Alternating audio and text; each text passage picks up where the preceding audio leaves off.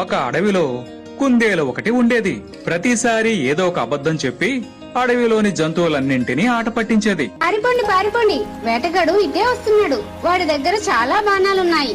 ఆ మాటలు విని భయంతో జంతువులన్నీ పరుగులు తీశాయి. నేను వేటగాడు వస్తున్నాడని అబద్ధం చెప్పాను.